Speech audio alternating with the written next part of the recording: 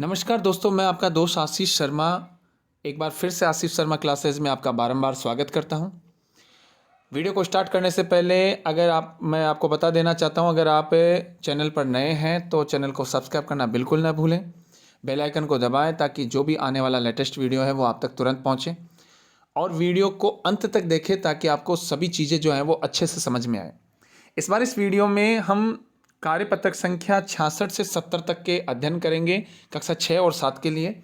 तो ज़्यादा समय न लेते हुए हम अध्ययन करते हैं, आगे देखते हैं। नीचे लिखी कविता को पढ़िए और प्रश्नों के उत्तर लिखिए।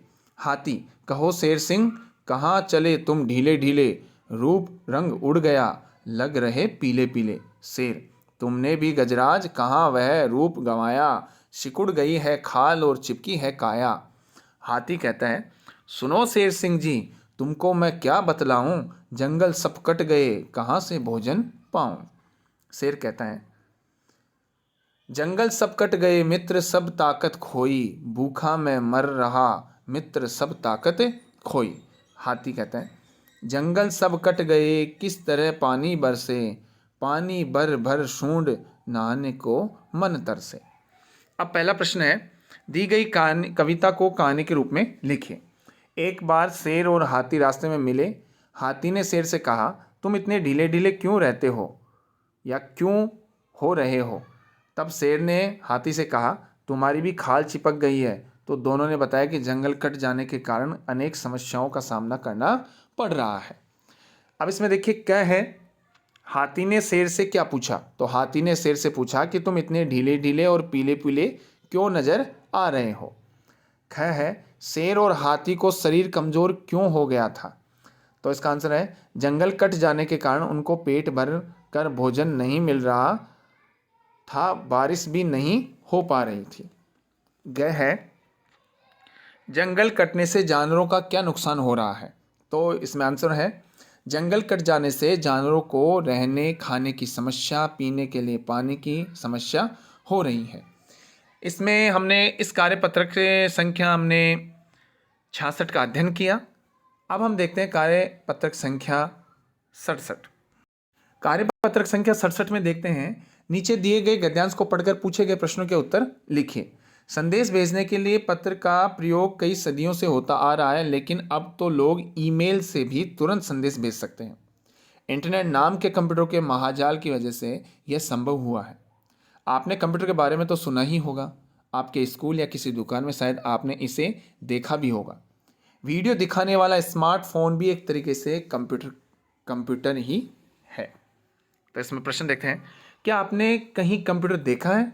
अपने अनुभव को लिखिए। आप इसमें अपने हिसाब से अनुभव जो है वो शेयर कर सकते हैं। हमने यहाँ लिखा है, हाँ हमने ई मित्र पर कंप्यूटर देखा है। वह कंप्यूटर से सारे काम आसानी से कर देता है। Aadhaar card, Janaadhaar card, ration card, driving licence आदि सभी काम सरल हो गए हैं। दूसरा प्रश्न है, पढ़ाई और उपयोगी जानकारी हासिल करने के लिए इंटरनेट किस तरह से उपयोगी है। लिखिए।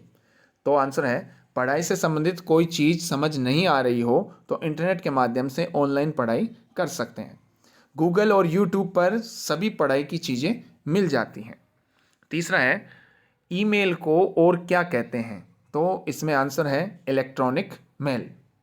चौथा है, यदि आपको अपना ईमेल पता तैयार करना हो तो अपने पते के लिए क्या नाम चुनोगे। तो हमने लिखा है, amitSharma@gmail.com। इस प्रकार हमने कार्यपत्रक संख्या 67 का हमने अध्ययन किया। अब हम देखते हैं कार्यपत्रक संख्या 68। कार्यपत्रक संख्या 68 में देखते हैं, गद्यांश को पढ़कर नीचे लिखे या नीचे दिए गए प्रश्नों के उत्तर दीजिए। सीवी रमन भारत के प्रसिद्ध वैज्ञानिक थे। वे बचपन से ही दिमाग के धनी थे। उन्होंने अपनी पूरी शिक्षा भारत में रहकर ही की। बाद में उन्होंने कलकत्ता के साइंस कॉलेज में प्रधानाचार्य के पद पर कार्य किया। उन्होंने विज्ञान के क्षेत्र में नए नए प्रयोग किए।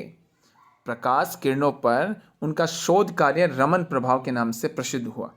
पूरे एशिया में सीवी रमन पहले व्यक्ति थे जिनको विज्ञान के क्षेत्र में नोबेल पुरस्कार मिला।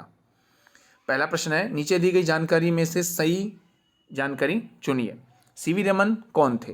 तो इसमें तीसरे नंबर का ऑप्शन है, वैज्ञानिक। दूसरा है, प्रधानाचार्य के रूप में किस कॉलेज में कार्यरत हुए?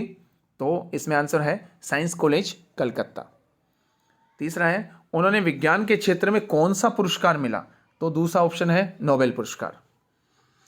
अगला दूसरा प्रश्न है कहानी के आधार पर नीचे दिए गए वाक्यों को सही क्रम में व्यवस्थित कीजिए। शुरू से अंत तक की घटना में 1 से 5 का क्रम लगाइए।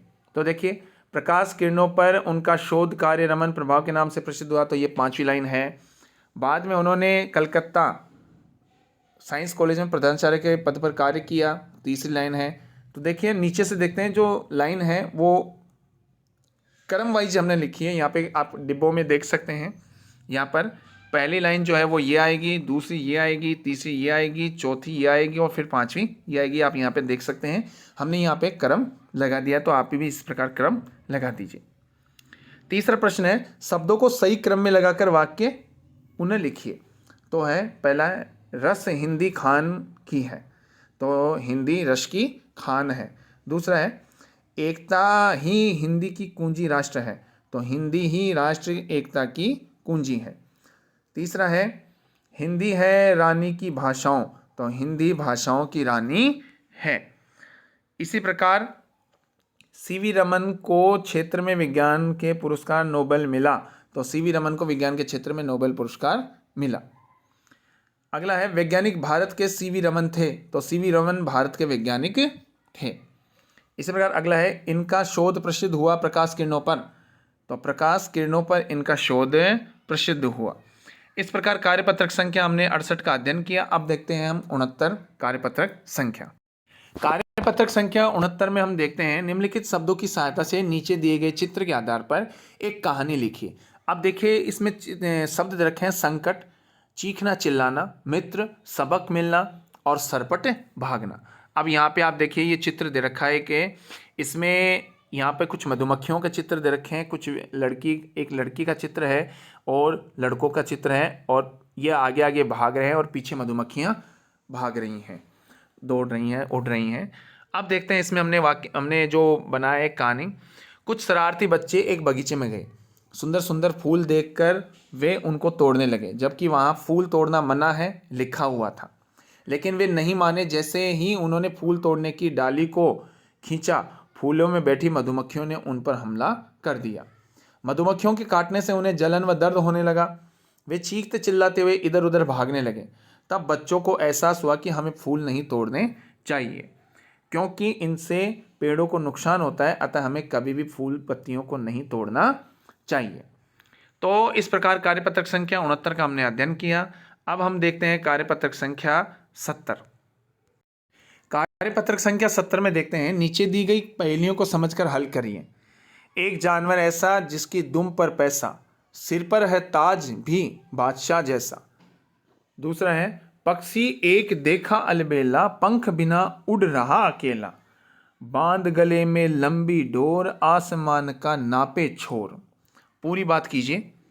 अब देखिए एक चूजे का चित्र दे रखा है। अंडे से एक चूजा निकला, उसने कुतिया से पूछा क्या तुम मेरी माँ हो? कुतिया बोली नहीं, मेरे तो 4 पैर हैं, तुम्हारी माँ के तो 2 पैर हैं।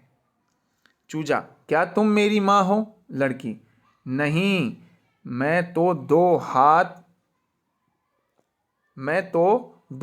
2 पैर हैं, मेरे तो 2 हाथ 2 पैर हैं, तुम्हारी माँ के तो 2 पैर हैं। चूजा क्या तुम मेरी माँ हो? कबूतर नहीं, मेरी आवाज़ तो गुटरगू है, तुम्हारी माँ कुकड़ू कू है करती है। इसी प्रकार चूजा बोलता है तुम कूक कूक करती हो, तुम ही माँ हो? मुर्गी हाँ हाँ मैं ही माँ हूँ। इस प्रकार हमने कार्यपत्रक संख्या 70 का हमने अध्ययन किया। मैं आशा करता हूँ कि आपको ये वीडियो बहुत ही अच्छा लगा होगा।